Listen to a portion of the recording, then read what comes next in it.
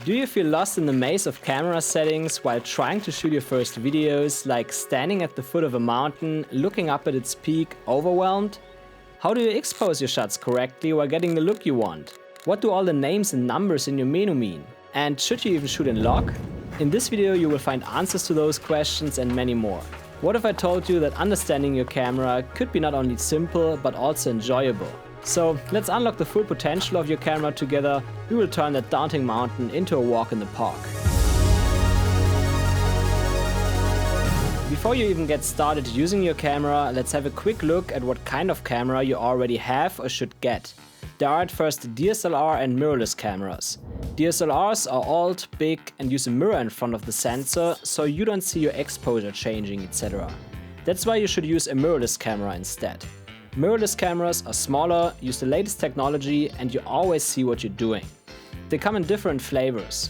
The Pro models are usually full-frame cameras with large sensors, good for low light and blurry backgrounds, but they are usually more expensive and they require bigger lenses. Then there are APS-C cameras, which feature 50% smaller sensors.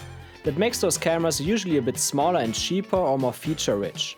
They are a bit weaker in low light, but the quality is still very good and in most shots hard to distinguish from full-frame cameras. Most cinema movies are actually shot on Super 35 sensors, which have a similar size to APS-C ones. There are even smaller sensors, but these are the main ones you should know about. When you're starting out, I suggest getting an APS-C camera first because they're generally a good bang for the buck without sacrificing image quality too much. And if you get better over time, you can still switch to a full-frame camera or a Pro APS-C body such as the Fujifilm X-H2S. Now that you have your camera, it's time to understand what's going on inside of it. Under the hood, these cameras all work pretty much the same, so if you understand one camera, you can use them all pretty quickly.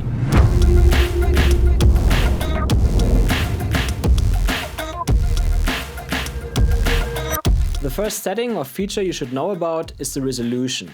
That's the amount of pixels your camera records your videos in. Today's standard resolutions are 1080p, 4K, 6K and 8K. The higher the number, the more pixels your video file has and therefore the video looks more detailed. These standard resolutions also only read the middle part of your sensor, as you can see. That's why some cameras, mainly from Fujifilm and Panasonic, also feature so-called open gate 3x2 modes which record the full sensor. That allows you to choose the framing for both landscape and vertical video later in the edit. I would recommend to shoot in 4K as this is the standard today and quite future-proof. The files are also not that big compared to 6K and 8K files. You only need 6K and 8K resolutions if you want to zoom in or animate the videos in the edit, because then you can zoom in more without losing much quality. You can zoom into a 1080p or 4K video in the edit as well, but not as much as in 6K or 8K videos without looking pixelated. I shoot 99% of my videos in 4K, except for when I'm absolutely sure that I need to crop in the edit, because the files are just too big otherwise.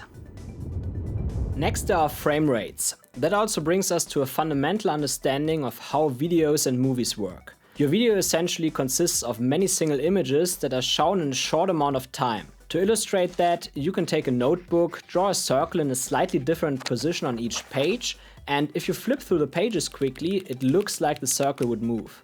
The faster you flip through the pages, the smoother the movement looks. Going back to your camera, you can imagine each frame as a page in your notebook, and by choosing a frame rate, you choose how many frames your camera records every second. The most common frame rates are 24, 25, 30, 50 and 60p. 30 and 60p are the standards in the Americas, also referred to as NTSC regions. And 25 and 50p are for Europe, Asia, etc., also referred to as PAL regions. 24p is the cinema standard. I'm not going in depth why that is, but important to remember is that if your camera doesn't show the frame rate you want, you have to switch between PAL and NTSC in the menu. Your frame rate should appear then. It's also not that important anymore if you're in Europe or America, etc., because our modern computers, phones and digital TVs play all those frame rates back just fine. The frame rates often have weird numbers like 23.98 or 29.97. That's because of some electronic stuff that no one understands. So just round these numbers up. 29.97 for example means 30p, etc. If you see 24p and 23.97p in your camera at the same time, use 23.97 because that's for digital devices, while 24p is for actual cinema movies. So which frame rate should you use? To know that, you have to understand that you always have a recording and a playback frame rate. The recording frame rate is what you set in your camera, and the playback frame rate is the frame rate you select for your timeline when you edit your video. These frame rates should match most of the time, because then your video file plays back at original speed. If these frame rates don't match, the playback speed of your final video changes, or your video might not look smooth. So let's look into that. Let's say you want your final video to be viewed in 24p to give it a cinematic look. So your playback frame rate is 24p. If you want your videos to play back naturally, you should also set your camera to 24p. But sometimes you want to create certain effects such as slow motion. To do that, you have to set your camera to a higher frame rate. For example, you can set your camera to 60 frames per second. If you drag these 60p clips into the timeline of your video editing app, you can reduce the speed to 40% because 24 is 40% of 60. That gives you a 40% slow motion effect. If your timeline is 30p, you have to slow it down to 50% as 30p is half of 60p. There's one problem though. If you play 60p clips back at normal 100% speed on a 24p timeline, it might not look smooth, especially if you have a lot of motion going on. This is because the frame rates don't match and your video editor skips frames. If you don't have much motion in your shots, that's not really an issue. That's why I oftentimes have my frame rate set to 60 frames per second if I'm not sure if I want to slow it down in post or not. But the more intentional you are with your frame rates, the better it is. There is a little hack though. If you recorded 60p clips and they don't play back smooth on your 24p timeline, try setting them to 80%. That gives it only a slight slow motion effect, which is not that noticeable but looks smooth. You can also do the same with 30p footage on a 24p timeline. To understand better how all of that works, just imagine we're recording in 60 frames per second for exactly 1 second. So we end up with a video file that contains 60 frames. If you play this video file back at 60 frames per second, the video is exactly 1 second long, so the speed is 100%. But if you play these 60 frames back at 30 frames per second, your video file suddenly becomes 2 seconds long and therefore plays back slower.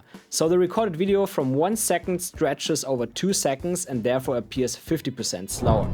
But can't you just always record in a lower frame rate and slow it down as well? That's not possible, because then your video doesn't look fluid anymore.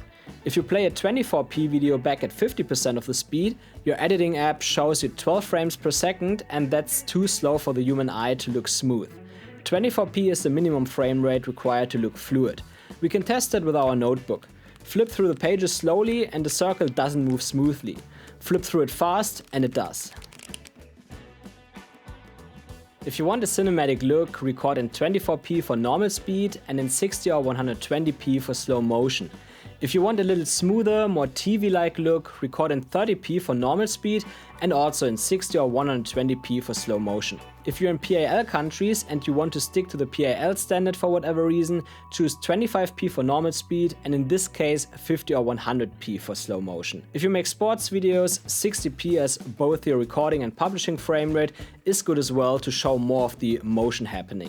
I personally publish all of my videos in 24p, that's why I've set the custom profiles of my camera to 24p on C1, 60p on C2 and 120p on C3, so I can quickly change the mode depending on if I need slow motion or not and how slow I want it to be. Certain cameras also have integrated slow motion modes. On Sony that's called SNQ. On other cameras it says something with slow motion in the menu. With these functions, your camera automatically slows the video down in camera, so you don't have to do that anymore in your editing app. You can often select the recording and playback frame rates in these modes, so you can adjust the slow motion effect perfectly to your needs. And also a downside of recording slow motion like that is that your camera won't record audio then. Actually, some cameras only let you record slow motion like that or 120 frames per second, so in that case you don't get any audio at all. But if your camera supports both, you should be aware of that. Now you can achieve cool effects like slow motion by choosing certain frame rates, but I bet you want your videos to stand out even more and save time doing so. That's where Motion VFX comes into play. Motion VFX has been a game changer in my editing workflow, offering a suite of plugins for Final Cut Pro and DaVinci Resolve that enhance every project I work on. Let's say you want an old film frame look to tell a story of your past. Just use the M16mm plugin, drag a frame on top of your footage, make some adjustments and you're done. Want some fancy whip or zoom transitions? M-Transition Zoom got you covered. Looks cool, right? Or you need some titles and shapes for your channel or tutorials. M-Tutorial and the M-Tuber plugins will help you a lot. I actually use their plugins extensively in this video for that. For Final Cut Pro users, they even offer rotoscoping and surface tracking, what are must-haves for many effects and certain color grades. But the main reason why I love Motion VFX is that their plugins still work many years after purchasing them because they regularly update their plugins via the M-Installer app. Many other plugins I bought before stopped working after a few software updates of my video editor, but with Motion VFX plugins I never had any issues. I will leave links to my favorite Motion VFX plugins in the description below together with a 10% discount code, so definitely check them out. Let's continue with your next super boring, technical, yet very important video camera settings, the codecs, bit rates and bit depth. In the video part of your camera menu, you will find more settings than just your resolution and frame rate. There's at first the codec.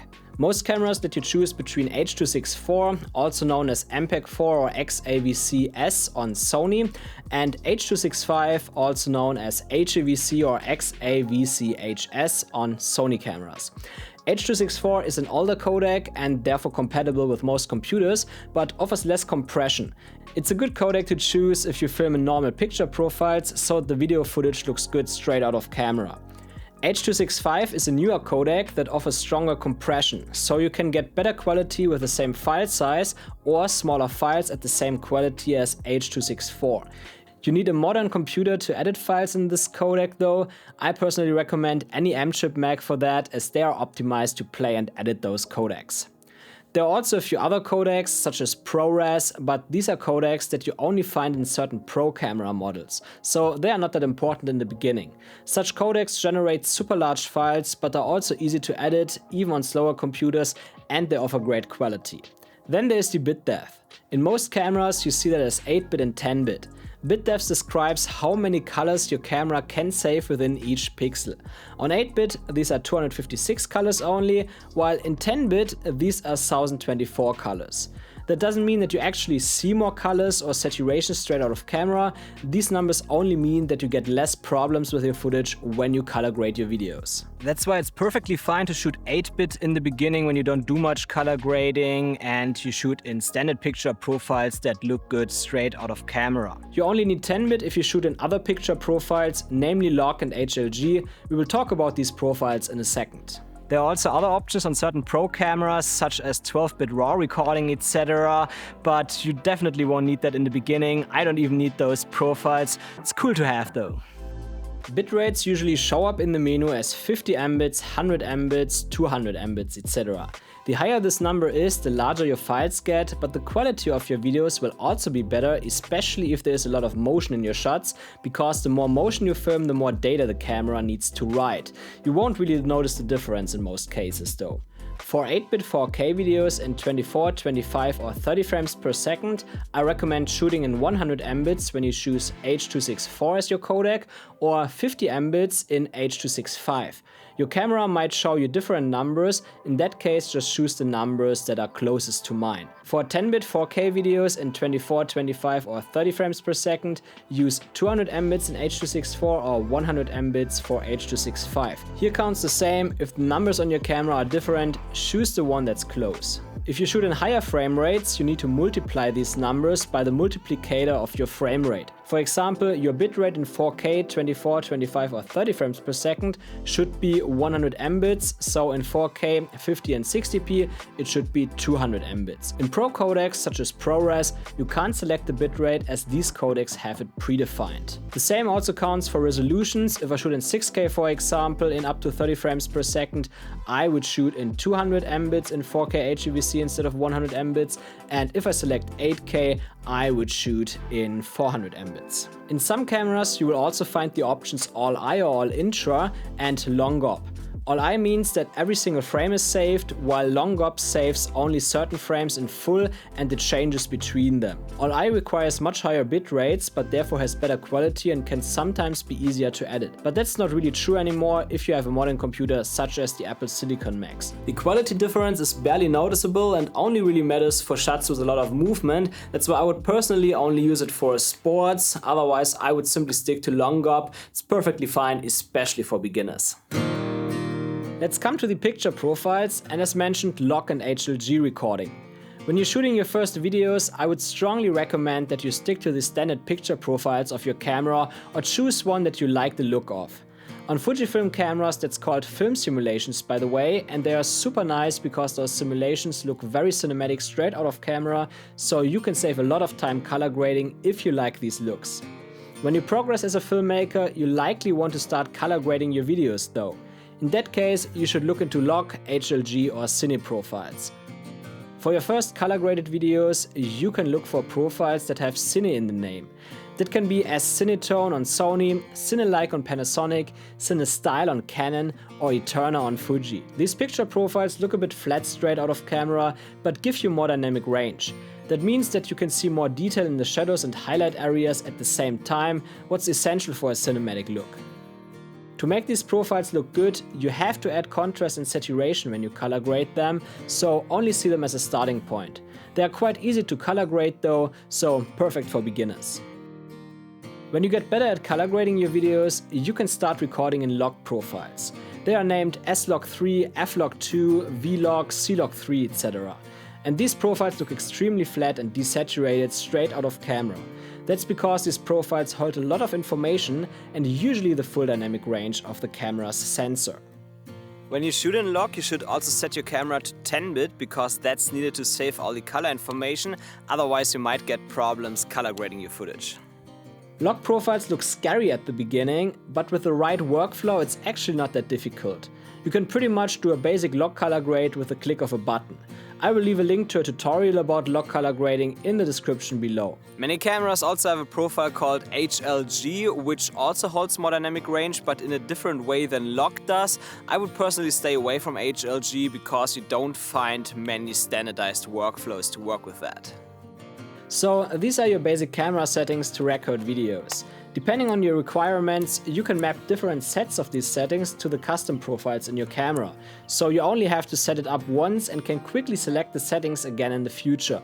I will tell you more about my favorite custom profiles and buttons at the end of this video. That's different with exposure settings. While shooting your videos, you constantly have to change the exposure of each shot. You can't simply map it to a button, so knowing how to expose your shots properly is vital for video creators. That's also because the exposure settings do affect the look of your videos in other ways, as we will find out soon. So, to expose your shots, you essentially have two options. You can either set your camera to automatic or manual exposure. Automatic is bad because your exposure will change all the time. That doesn't look professional and you lose control of the look of your videos. As an ambitious video creator, you want to be in charge of every aspect of your video. For now, set your camera to manual exposure mode. That's the M mode on your camera. Your custom modes like C1, C2, etc. can also be set to manual or automatic, so if you want to set up your custom profiles, choose manual. In manual mode, you have full control over your shutter speed, the aperture and the ISO. These are the three components that set your exposure but also affect your video in other ways. Altogether, they are also called the exposure triangle, so let's have a look at what they do. The shutter speed describes how long light hits the sensor for each frame. If you set the shutter speed to 1/50, that means that the sensor is exposed to the light coming through the lens for 1/50th of a second, and 1/100 means 1/100th of a second. So the higher the denominator gets, the darker it makes your videos as light hits the sensor for a shorter period of time. But that's not all. The shutter speed also affects the motion blur of your video. If you use a very high shutter speed, let's say 1/4000 for example, you won't see any motion blur at all, so your video doesn't look natural when the subject moves. If you set the shutter speed to 1/50 instead, the motion blur of moving subjects looks around as your eyes would see it. There's also a rule for that, which I will come to after explaining the two other exposure components. Our next one is the aperture. The aperture is the blades you can see moving in front of the lens when you turn the aperture dial. When the hole in the middle of the blades is small, less light hits the sensor, so your video gets dark, and when it's wide open, it gets bright. In your camera, that's defined by the f numbers. f1.8, for example, is quite low, opens the aperture a lot, and therefore lets a lot of light in. Great for dark scenes at night. f22, for example, is very dark, so that's only usable midday. So the aperture is another way of changing the exposure, but it also affects your image in other ways, and that is your background blur or depth of field, to put it in more professional terms. A low f-stop like f1.8 has a shallow depth of field. That means that the area of what's in focus is small, so your image gets a good amount of background blur. But if you increase this number to make your shot darker, your background becomes less blurry. f4 on your kit lens, for example, also gives you less background blur as an f2.8 or f1.8 lens. Then there's the ISO setting. ISO stands for the sensitivity of your sensor. So the higher this number, the more sensitive the sensor becomes, and your shot therefore becomes brighter. But be careful, because the side effect of raising your ISO is that you also introduce more noise to the image. At high ISOs, your video could become unusable. That's why it's generally best to keep your ISO as low as possible. Adjust your exposure only with the aperture and/or the shutter speed, and only raise your ISO if you really have to. That's, for example, the case in low light. I will come back to ISOs a bit later in this video when we talk about log profiles, because log profiles change your ISOs quite a bit. Now, the question is still, how should you expose your shots? And that leads us to the fundamental problem of videography or exposure for videography, which is that you usually want to have a blurry background, but you also want motion blur at the same time to make your shots look smooth and natural. But in order to do so, you need to keep the shutter speed and the aperture low, what essentially means that your shots are totally overexposed, they are way too bright. So here's the problem. To get the right amount of motion blur, there is a simple rule which is called the 180-degree rule. This rule basically says that your shutter speed should be twice the frame rate to get natural looking motion blur. So if your frame rate is 24p, your shutter speed should ideally be 1/48 or 1/50 if your camera doesn't offer the first one. If your frame rate is 30p, your shutter speed should be 1/60, and for 120p, your shutter speed should ideally be 1/240, etc. You can also raise it a little bit more on higher frame rates because it becomes less noticeable. There is a bit more to this rule if you want to use higher frame rates as your playback frame rate, but that's rarely the case. That's why I won't get into that in this video. But if you want to learn more about that, I will leave a link to a video I made some time ago in the description below. There are also exceptions to this rule. You can, for example, use a lower shutter speed, such as 1/10 or 1/24, etc., to make your footage look like you've been drugged or so. That's usually not what you want, but can be used creatively for storytelling purposes. Higher shutter speeds on the opposite side are great for sports and action, as people can see more details, what would usually get lost in the motion blur. And that's the big problem. Because of this rule, your shutter speed should be somewhere between 1/48 or 1/60 most of the time, what is pretty bright throughout daylight hours. So you would have to make the image darker with your aperture, but that means your background isn't blurry anymore. So straight out of the box, you would have to choose between natural looking motion blur by keeping the shutter speed between 48 and 60 depending on your frame rate, or background blur by lowering the aperture but raising the shutter speed, what essentially means that you lose the motion blur effect. The only way to solve this issue is by buying ND filters. ND filters are essentially sunglasses for your lens. They make your image darker so you can have a low shutter speed and a low aperture at the same time while your shots are well exposed. Therefore, ND filters are essential to have full control over the look of your image. I personally use variable ND filters or VNDs, which you can rotate to smoothly adjust the exposure. So most of the time I keep my aperture and shutter speed locked in and only turn the VND filter to adjust the exposure. If you want to get a variable ND filter, you shouldn't get a cheap one because they can easily ruin your image with color shifts, X patterns, etc. That's why the brands that I recommend are Freewell, Nisi, Polar Pro, and also Hader, at least the latest filters, which are a bit cheaper, but they are quite good. That's also what I'm using right now. I will leave links to all the filters that I use and can recommend in the description below as well. In that case, you have to ask yourself if motion blur or background blur is more important for the shot you want to get. If there's movement involved what you want to emphasize, better keep the shutter speed low to go for motion blur and expose via aperture. And if it's a static shot and you want to emphasize the subject by blurring the background, keep the aperture low and raise the shutter speed. To be honest, when I started out, I exposed via shutter speed all the time, and my experience tells me that most people on YouTube at least don't notice the missing motion blur, but they do notice the background blur more. So if you're in doubt, I would expose via shutter speed just to make the shot itself look a bit better, but you should get ND filters as soon as possible because it really enhances your shots. It all looks a bit smoother then. Now that you know how to expose your shots, the remaining question is, how do you know if your exposure is correct? Now, at the beginning, that's quite simple. If you shoot in normal picture profiles, you can simply expose so that it looks good on the screen.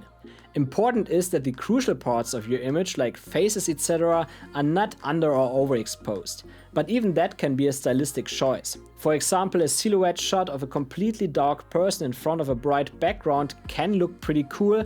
It's just a question if it fits your story. On the contrary, burning out the sky to show your face can also make sense, for example when you talk to the camera. It gets more complicated when you expose in log profiles though, but you will learn more about that in the log recording part later in this video. Talking about log, you've probably recognized that there is a lot to learn about videography. That's why if you want to quickly learn how to make professional videos from shooting over editing, color grading, storytelling and even getting your first freelancing clients, you should check out my online academy, Learn with Pascal. There we have a course for everything. We're doing regular coaching calls and you even get access to all of my presets so you can make great videos in no time. I will leave a link in the description below. Check it out.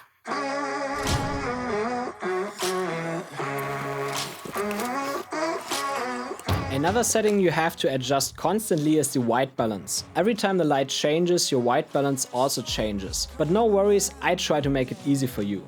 You have 4 options to set your white balance. The first one is automatic. That's bad because the colors will change all the time and automatic white balance is not always accurate, so it can mess up your colors completely. That's why you should manually set your white balance according to the situation. The first method to that is to simply choose a preset in your camera. Your camera comes with a sunny preset for sunny days, a cloudy preset for cloudy ones, tungsten and some others. I use these presets a lot when I shoot outside and the light doesn't change too much. With those presets, it's likely that your white balance is not 100% correct, but it's good enough. It usually looks pretty good and you don't have to fix much during the color grade. The second method is to set the white balance manually via Kelvin numbers. 5600 Kelvin is good for sunny days outdoor or indoor when I use my video light set to 5600 Kelvin as well. 6500 Kelvin is good for cloudy days. A little hack that I oftentimes use when I shoot outside on partially cloudy days is that I simply set my Kelvin number to 6000, so right in the middle, because then the white balance is never correct, but it's also not too far off, what is quite easy to correct in post, and actually in some shots it actually looks good, so I just leave it like that then. And of course it's not professional advice, so you should not do that for agencies, but for your general social media content that works perfectly fine and can actually make white balancing outside a lot easier on complicated days. The problem with those numbers is that you also don't know which number is 100% accurate for your specific situation. That's why the third method gives you the most accurate results, and that's using a gray card. To use a gray card, hold it where your main subject will stand so that the main light source hits the gray card. Select the custom white balance option in the white balance menu of your camera and hold the camera so that the rectangle in the following screen is filled out by the gray card. Press OK and the camera automatically detects the correct white balance. If it fails, it's likely because your shot is over or underexposed. In that case, correct the exposure and try it again. The downside of using a gray card is that it takes a bit more time because every time your light changes you have to recapture the white balance, but therefore this method gives you the most accurate results, so you save a lot of time during the color grade. You can order these cards for cheap from Amazon. I will leave a link to such a card in the description of this video. Congratulations if you made it until here, because now you should understand how to use your camera so you have full control over every shot, but there are a few more settings and adjustments that you can make and should understand to be able to make your footage even better, so let's get into that. One is the stabilization options of your camera. Many people think that you need a gimbal to get stable shots, but that is only true for specific camera movements and shots, usually where you have to walk multiple steps. Most shots can be perfectly done handheld thanks to the different types of stabilization modern cameras offer. There's at first the OIS, also known as optical image stabilization or lens stabilization. As you might have guessed, this sort of stabilization happens in the lens and is probably the best kind of stabilization, as it doesn't have any downsides I know about. Your footage just gets more stable without decreasing the quality of your videos. Therefore, OIS is not the strongest stabilization, so depending on the lens and your skills, it might not be enough. Also, not every lens has OIS, so check that before you buy one. OIS is also not necessary if your camera has IBIS, which is our next type of stabilization. IBIS is a shortcut for inbuilt image stabilization. That means that your sensor is stabilized, what makes the footage very stable without cropping the image, but it often causes wobbles in the corners on ultra-wide lenses on some cameras and might sometimes think you want a static shot, what can cause lagginess in moving shots. The latter can be fixed by adding post-stabilization in the edit, so I wouldn't worry too much about it. The corner wobble is a real issue though. Pretty much all cameras also feature DIS or EIS, which stands for Digital or Electronic Image Stabilization. This sort of stabilization crops into the image and moves the image around to stabilize it. So you lose quality when using this kind of stabilization, and your shot will also be closer as without. Depending on the technology, it can also have issues like locking onto a subject. Many cameras also let you use all those kinds of stabilization in conjunction. That leads to very stable shots, and a shot that's pre-stabilized with OIS, for example, means less issues coming from the IBIS system. Now, I personally don't want to use digital or electronic image stabilization because it crops, therefore you lose a little bit of quality, even if it's not that much. I'm just a perfectionist in that sense. And IBIS generally looks good. The issues with IBIS don't occur that often. There are also not that many OIS lenses available, especially if you're looking for more affordable ones. Except for kit lenses, they usually have optical image stabilization. So at least when you buy your camera with a kit lens directly, while shots itself don't look that good, you at least get stable shots. I must also say that my hands are pretty steady though, so if you struggle with that, you definitely want to get some OIS lenses, otherwise it might get a bit shaky. Talking about OIS, let's also dig a bit deeper into lenses, as they are also an important part of your camera, actually the most important part, as lenses are actually more important for good looking footage than the camera itself. I already mentioned the term depth of field a bit earlier in this video. If you remember, that describes the distance of the area that's in focus and is partially controlled by the aperture. But that's not the only setting that makes the depth of field shallower or deeper. The focal length of a lens essentially gives you an idea of the field of view of a lens. A 16mm lens, for example, gives you an ultra-wide field of view, a 24mm lens a wide one, 50mm is already quite narrow, great for portraits, and 200mm is very zoomed in. And when it comes to its relation to depth of field, the higher the millimeter number, the shallower the depth of field gets. So if you compare a 20mm f1.8 lens with a 50mm 1.8 lens with the same subject framing, for example, you get more background blur at 50mm at the same aperture. That's because 50mm has shallower depth of field than 20mm if the aperture is the same. And if you reduce the distance to the subject, the depth of field becomes even shallower, so there's even more background blur, but you're also changing the framing of the shot in that case. So if you're starting out and you can only afford a kit lens, but you want to get an out-of-focus background and simply zoom fully in and keep the aperture as low as possible, you will have to take a few steps back, but therefore you get a very nice blurry background. That's here the Fujifilm 15-55mm kit lens. Definitely not a great lens, but as you can see, if you zoom fully in, it still looks pretty good, so you can get away with it. What you will notice when you use this technique is that you can see a bit less of the background if you fully zoomed in. That's a little bit of a downer. You can see more of the background with wider lenses. So you always have to decide if you want a blurry background or if you want to show more of the background if you use those kit lenses. Zoomed in shots also cause an effect called lens compression, which lets the background appear to be closer to the subject as it actually is. That gives your shots an interesting look and can emphasize things that happen in the background. So also play around with longer focal lengths to get this effect. And that are actually the most important things to understand when it comes to lenses. With this knowledge, you will be able to control the look of your image. Sometimes you want a close-up shot, sometimes a wide one, sometimes you want a lot of blur, and other times not. One more thing to consider when choosing your focal length is the sensor size of your camera. If you use an APS-C camera, the sensor has a 1.5x crop compared to full-frame cameras, so it's 50% smaller. That means that you have to multiply the focal length of your lens by 1.5 to know which field of view you would have on a full-frame camera. A 16mm lens on an APS-C camera, for example, has the same field of view as a 24mm lens on a full-frame camera, because 16 times 1.5 is 24. To demonstrate that for you, I'm on a 60mm lens now, f2.8 on a full frame camera. I'm pretty close to the camera right now, which is also great for the microphone. And you can see I have a very wide field of view, which is actually great for vlogging. But let me now switch with the exact same lens, same aperture, same everything to APS-C crop mode, and then you see the difference. Now I activated the APS-C crop on my camera, 1.5x. I'm still at 16mm f2.8, but because of the crop, we now have a 24mm equivalent field of view in full frame terms.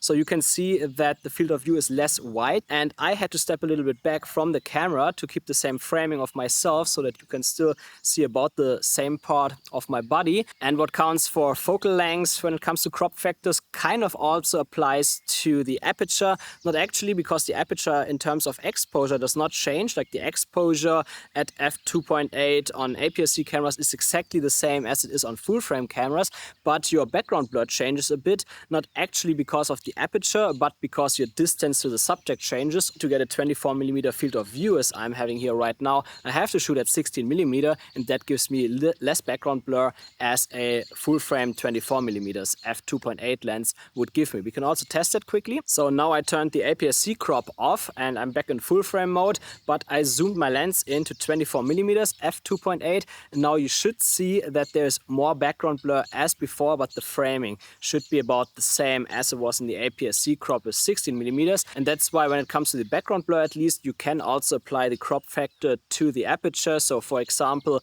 if you have an f1.2 aperture on an APS-C camera, that gives you about the same amount of background blur as an f1.8 aperture on full frame cameras. So if you shoot APS-C cameras, always think about that, especially when you buy lenses, because let's say you want to get a 24mm look, but you buy a 24mm lens for full frame, you actually end up having a 36mm look, and that's not what you want. So when entering the shop, think about that. Aside from that, you will often find a few buttons on your lens. The most common one is the AF/MF switch. That lets you quickly switch between auto and manual focus. Great if you want the focus to stay where it is. If your lens doesn't have such a button, you can also assign a custom button for that on your camera. That makes sense, as it happens a lot while you're filming that the focus should stay in one place instead of tracking a subject. To set up the autofocus itself in terms of speed and sensitivity, you should look into the AF part in your camera menu. These settings let you achieve smoother and slower focus transitions between subjects and can prevent focus hunting if that should be a problem. But those settings are quite different from camera to camera, so better watch some tutorials about focus settings on your specific camera model. That are already all the basics you really need to know to get started shooting videos like a professional. But there is one more thing that became common over the past few years, and that is log recording. You already learned about log profiles a bit earlier in this video, but there is a bit more to know about it, because otherwise you might get headaches when you use them. At first you will recognize that most cameras don't let you set the ISO as low in log as in other picture profiles, so you might wonder why and if you messed anything up. Don't worry, you did everything right. Using higher ISOs is totally normal in log profiles because your camera's sensors performs best in terms of dynamic range at certain base ISOs. And those ISOs are sometimes 640, sometimes 800, and on some cameras even up to 2000. Many cameras also have dual base ISOs. That means that there's a second higher ISO that gives you less noise as other high ISO values. I recommend to watch the reviews from Gerald Andern to know which second base ISO it is on your camera. Shooting at lower ISOs wouldn't make any sense when shooting in log profiles, because log profiles are there to give you the maximum dynamic range of the sensor, and shooting at lower ISOs would simply mean that you get less dynamic range. Of course, that also means that you get a bit more noise in log, but don't worry, if you expose correctly, the noise will only be visible in the shadows and only in the flat image straight out of camera. Doing the color grade later, the noise disappears most of the time because the added contrast pushes it back into the darkest shadows. In the few rare cases where it's still visible, you can use noise reduction to clean it up. Now, I mentioned that you have to expose correctly for that reason. That's also one aspect that makes shooting in log a bit more difficult, but not too much actually, because your camera has some features that help you with that. At first, most cameras have a so-called view assist function when shooting log. That means that you see a color-graded image on the display which looks like you would shoot in a normal picture profile, but your camera actually saves the video in the flat log profile on your SD card. That makes exposing a lot easier, so definitely set that up in your menu. With up-to-date cameras, you can also just film so that it looks good on the screen when you have the view assist turned on, and it will look fine. At least if you film outside during the day or inside with good lighting. If you film in low light though, you should use a technique called exposing to the right, or ETTR. That means that when you turn your histogram on in the settings menu, the curve that you see there should sit on the right side. So your image looks a bit too bright on the screen, but therefore avoids noise. To do that, simply expose brighter using a lower aperture, lower shutter speed if possible, or use the second base ISO of your camera as mentioned before to avoid noise. Important to notice that you should not make the image so bright that important areas become white. In that case, you've overexposed too much and these white areas are lost. That's called clipped highlights. You can also look at your histogram to check that if the curve gets high in the same spot on the right side, something in your image is overexposed and you can't bring it back in the color grade. I personally expose the image until the histogram touches the right side and then reduce the exposure a little bit so that I'm one step away from overexposing. That will give you the lowest amount of noise and the best dynamic range. You have to make the image darker during the color grade if you expose like that. There's one more method that you can use, especially in bright environments, and that is using zebras to expose your shots. You can select zebras in the menu and change the percentage. Many people set this percentage anywhere between 95 and 107%, depending on the camera and log profile, to see which areas of the image are overexposed or clipped. That can sometimes help with exposure, but I use zebras in a different way. I set my zebra to a percentage that fits to the brightness of my skin in areas where light falls on it. That usually means somewhere around 50 to 55% in log formats for me. If your skin is darker or brighter, try different settings to find out what works best for you. After setting that up, you can see if the bright parts of your skin show a zebra pattern or not. If they do, you know the shot is well exposed and you can press record. This takes a bit of extra time, but it's worth it because when you color grade your footage, your shots are always perfectly exposed, so you have to spend less time color grading.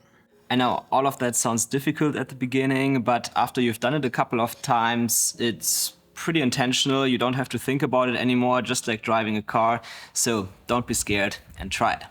But let's finally come to my button and dial customizations. Of course, the buttons and functions you can set depend on your camera, so you mustn't have it exactly like I do. Just take that as an idea to find your own customization. At first, I always set the shutter button to video recording in the video mode of my cameras because I don't want to search for the little red record button here all the time. That also frees up the record button itself, so I assign that to either the AF lock or AF MF switch function, depending on the camera, because pressing that button then stops the autofocus, so the focus stays exactly where it is. I use that all the time, for example when I slide my camera behind objects so that the focus stays on the subject without jumping, so that's super important to have a button like that. I also assign another quickly accessible button to switching the focus area between wide and single point, because no focus tracking system is perfect and knows exactly what I want to focus on. So oftentimes I have to set my camera to single point autofocus so the focus stays where the point is.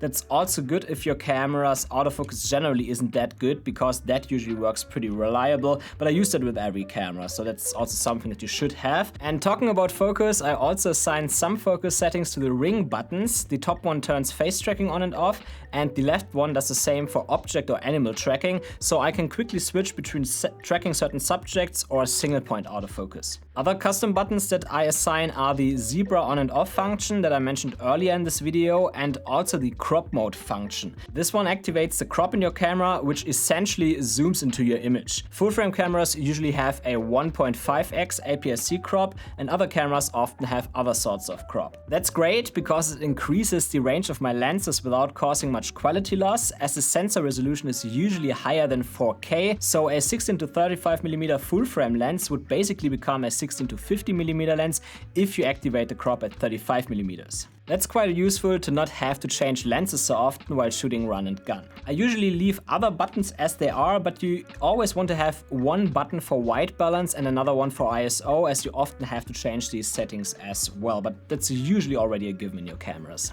Regarding the dials, I always have my front dial set to changing the aperture and the back dial for shutter speed. That makes sense to me as the front dial is close to the lens where the aperture is, so it's easy to remember, but you can set that up as you want. And that's it. Everything you need to know to get started shooting videos with your camera. I have one more pro tip though: invest in an external microphone. This is how it sounds with the internal microphone of my camera. Not good at all. And that's how it sounds with the Sennheiser MKE 400 shotgun mic. Big difference. Now that's a more expensive mic, but even most cheaper shotgun mics are better than your internal one, and audio is actually very important, so definitely get one. The links to the mics I use are in the description below. And aside from that, I think you know that tutorials like this one are a ton of effort to produce, so please do me a favor, leave me a thumbs up and subscribe. That helps a lot to produce more videos like this. Thank you. I'm out. See you soon.